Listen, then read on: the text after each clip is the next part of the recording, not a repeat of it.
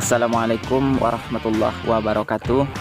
Salam sahabat petani sawit semua. Apa kabar sahabat semua? Semoga selalu dalam lindungan Allah Subhanahu wa taala. Harga sawit semakin hari perkembangannya cukup membaik, di mana tingkat kenaikannya mencapai Rp100 sampai dengan Rp150. Kabar ini sangat membahagiakan petani sawit, di mana harga saat ini sangat anjlok. Harga sawit hari ini di Riau, tepatnya di Rokan Hilir, di petani dihargai Rp1.250 sampai dengan Rp1.300, tergantung jalan dan lokasi lahannya. Yang terbaru, dukungan Menteri Teten diberikan kepada para petani sawit dari Kabupaten Agam, Provinsi Sumatera Barat. Dukungan itu diberikan saat Menkop UKM berkunjung dan berdiskusi dengan para petani yang tergabung dalam Koperasi Unit Desa atau KUD Tiku 5 Jorong. Petani sawit yang bukan anggota KUD itu juga turut hadir dalam pertemuan yang digelar pada Kamis tanggal 30 bulan 6 tahun 2022 tersebut. Dalam diskusi itu, Menteri Teten Mas Duki tidak sendirian.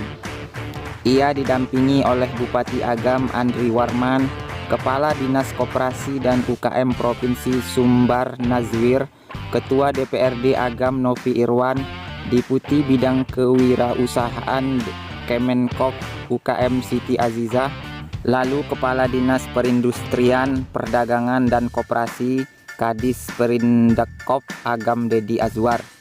Kehadiran mereka disambut oleh para pengurus KUD Tiku 5 Jorong yang dipimpin oleh AM Datua Bandaharo Darman.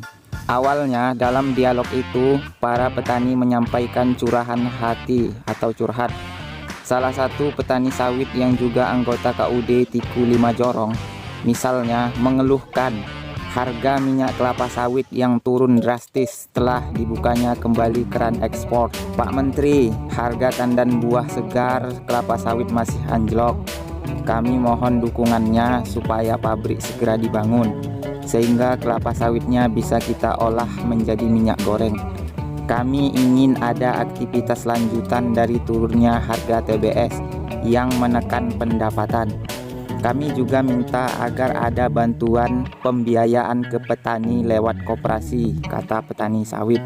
Setelah mendengar curhat para petani, Menteri Teten menyatakan mendukung berdirinya pabrik pengolahan kelapa sawit menjadi minyak sawit mentah atau CPO, pabrik minyak goreng, hingga pabrik pengolahan minyak makan merah oleh Koperasi Petani Sawit di Kabupaten Agam.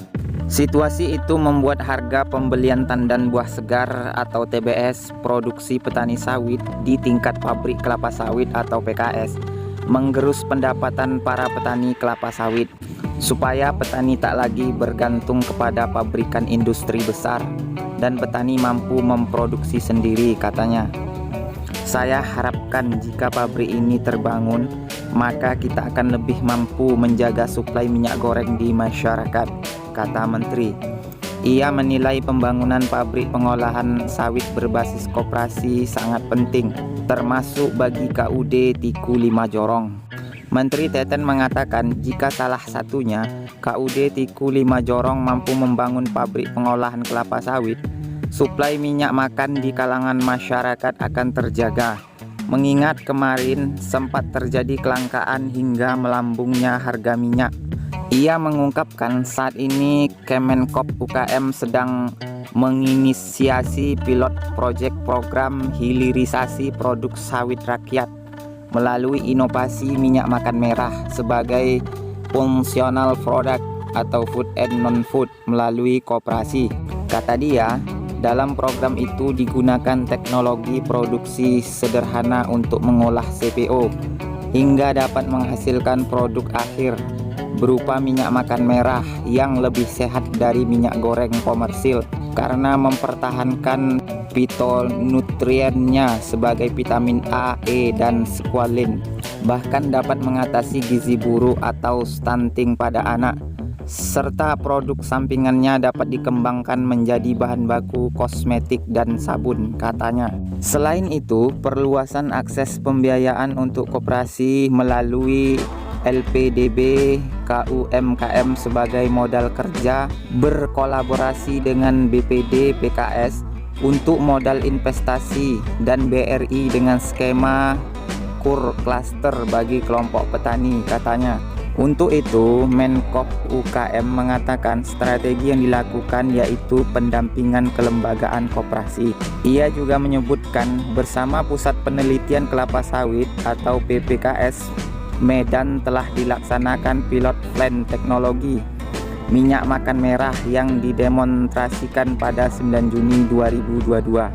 Pihaknya saat ini juga sedang melakukan uji coba atau piloting pengembangan minyak makan merah oleh koperasi di 6 provinsi, yakni di Sumatera Utara, Riau, Jambi, Kalimantan Tengah, Kalimantan Selatan, dan Kalimantan Barat. Menkop UKM memastikan akan ada dukungan terhadap pengembangan standar nasional Indonesia atau SNI bagi produk baru minyak makan merah oleh Badan Standarisasi Nasional atau BSN. Adanya inovasi minyak makan merah ini akan mewujudkan kemandirian sawit rakyat melalui hilirisasi produk sawit dari TBS ke CPO dan dari CPO ke minyak makan merah oleh koperasi untuk meningkatkan nilai tambah petani sawit, kata Menteri Teten. Ia berharap inisiasi ini dapat berjalan dengan baik karena tahapan diawali dengan adanya inovasi, kemudian terbangunnya kolaborasi, yang selanjutnya ada akselerasi dari berbagai pihak sehingga dapat memberikan hasil sesuai yang diharapkan bersama. Maka dari itu saya mengajak KUD Tiku Lima Jorong untuk mengolah kelapa sawit jadi CPO dan minyak makan merah secara mandiri. Saya sudah bicara dengan Pak Mentan Syahrul Yassin Limpo agar juga bisa menyediakan bibit tanaman bersertifikat sehingga produk yang dihasilkan berkualitas. Ada teknologinya di Medan bagaimana kelapa sawit CPO ini menjadi minyak makan merah, kata Menteri Teten. Kita sangat berharap semoga harga sawit kedepannya benar-benar naik sempurna dan petani sawit tidak terbebani dengan adanya biaya pupuk yang mahal, perawatan kebun, serta kebutuhan lainnya. Semoga kedepannya segera membaik. Terima kasih telah mendukung channel ini. Jangan lupa subscribe. Semangat terus petani sawit. Salam tandan berduri. Assalamualaikum warahmatullahi wabarakatuh.